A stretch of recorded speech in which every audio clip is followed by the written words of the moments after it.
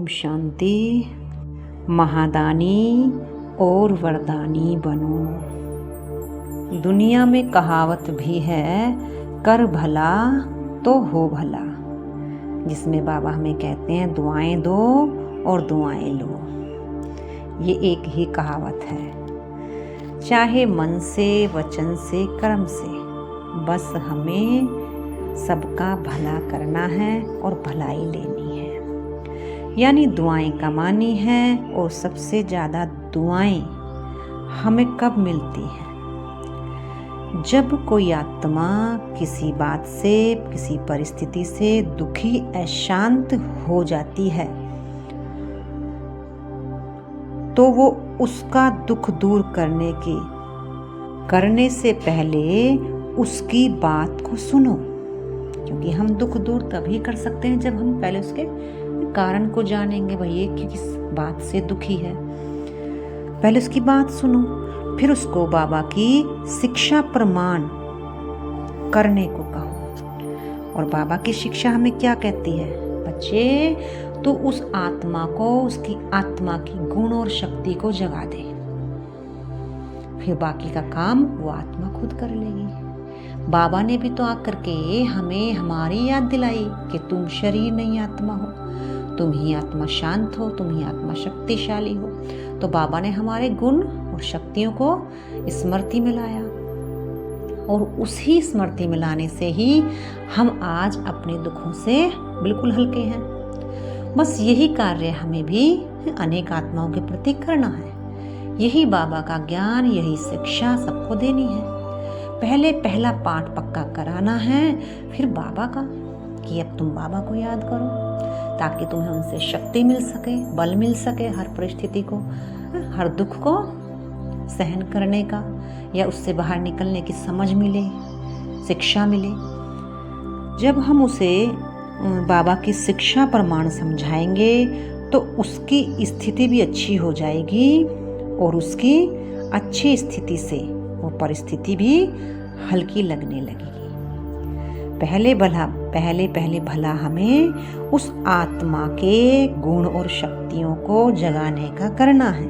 पहला ही पाठ पक्का कराना है, और पहला पाठ इस तरह पक्का कराना है, यानी कि उसे ये भी ना लगे ये कुछ मुझे अलग सा सिखा रहे हैं। उसको आनंद आए कि वास्तव में ऐसा तो सही बात है कि हम ही शांत हैं और हमारे में ही सारी शक्तियां हैं। तो बाबा की यही सीख हमें पहले उन्हें देखनी है। तो पहला भला हमें उस आत्मा की शक्ति गुण को जगाने का करना है, चाहे मनसा से, चाहे कर्मणा से, चाहे वाचा से। जब हम उस आत्मा के गुण शक्ति को जगा देते हैं, फिर वो आत्मा अपने जीवन के हर विघ्न को ठीक कर लेती है, क्योंकि उसे उसकी सही समझ मिल गई, उस कारण को ठीक करने की सही समझ मिल गई। अगर मैं इस बात को ज़्यादा सोचती रहूंगी शरीर के भान में, व्यक्तियों के भान में, तो ये बात मुझे और भारी कर देगी। और अगर मैं इस बात को आत्मिक स्थिति में स्थित होकर के, शांत होकर के समझूंगी, सीखूंगी, तो इस बात से बाहर निकलने की मुझे समझ मिलेगी। तो दोनों ही बातों की उसको सीख मिल जाएगी।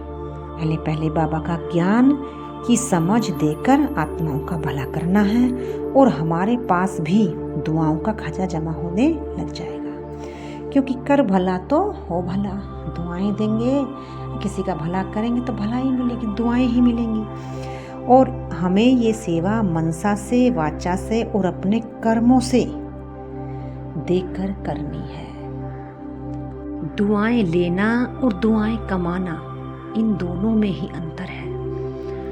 दुआएं कमाने के लिए हमें कर्म को करना होगा, यानी किसी को अगर कोई बीमार है तो हमें उसके बीमारी में क्या करना होगा? उसके प्रति सेवा करनी होगी, उसको कर्म करना होगा। उसके भाई उसको जो भी चाहिए वो बना कर देना, करना, वो होगी कर्म की सेवा। उससे क्या हुआ? हमने दुआएं कमाई। दुआओं की कमाई करना माना ही कर्म में आना। दुआएं लेना माना चाहे मनसा से, चाहे वाचा से। अगर हम वाचा से भी किसी की गुण शक्तियों को जगाते हैं तो उससे भी हमें दुआएं मिलती हैं। लेकिन सबसे ज़्यादा वैल्यू कमाई हुई चीज़ की होती है।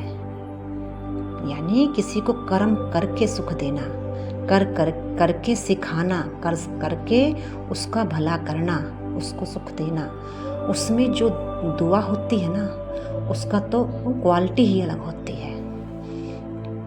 और दूसरी बात है, संसार में इतने सब दुखी हैं, ऐसा हम इतना ज़्यादा कर भी नहीं सकते, क्योंकि शरीर की भी एक लिमिट है। लेकिन जितना भी हो सके कर्म के द्वारा शिक्षा दो। बाबा भी क्या कह रहा है, बच्चे अब इस चित्र के द्वारा शिक्षा मत दो, अपने चरित्रों के द्वारा सीख दो, समझाओ कि वास्तव में जो शब्द हम कह रहे हैं, कर भला तो हो भला, ये अब हमें करके दिखाना है। जितनी अपनी शक्ति हो, जितनी अपने भी आप कर सकते हो। कोई शरीर से कमजोर होगा तो कर्मणा सेवा नहीं कर सकता, या कोई बुजुर्ग होगा वो भी नहीं कर सकता। लेकिन अगर जितना हो सके कमाया हुई दुआएं ही बहुत बहुत फलदायी होती हैं। जितना जितना महादानी बनोगे उतना उतना ही वरदानी बनते चले जाओगे।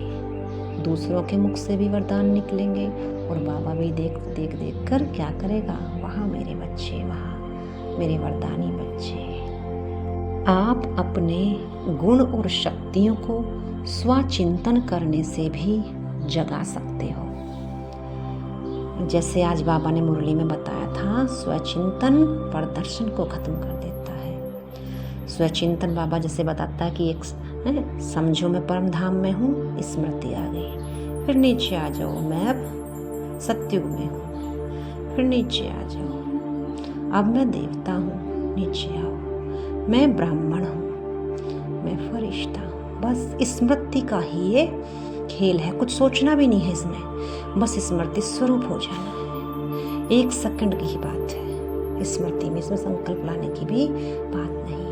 अपनी जो भी शक्ति, यानी मैं शांत हूँ तो शांत स्थिति में बैठ जाओ, मैं शक्तिशाली हूँ तो क्या करो, अपना अष्टभुजाधारी रूप देखो, मैं पवित्र हूँ तो अपना देवताई रूप देखो, ब्राह्मण हूँ मैं शिव शक्ति कंबाइंड हूँ। क्योंकि ब्राह्मण बच्चे कौन, जो बाप के और मैं आत्मा बाप दोनों कंबाइंड है। मतलब इस तरह से ही अपने हम स्वचिंतन से अपनी शक्तियों को, अपने गुणों को भी जागृत कर सकते हैं। अब जितना अभ्यास करेंगे उतने ही बाबा कह रहा है उसकी स्थिति ठीक होनी शुरू हो जाएगी और वो आत्मा अपनी हर परिस्थिति को आपे ही हैंडल करना सीख लेगी।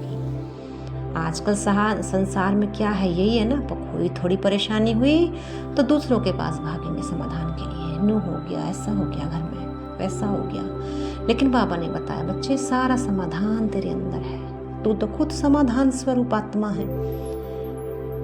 इसलिए बाबा ने बताया है कि स्वचिंतन सर्व चिंताओं से मुक्त कर देगा।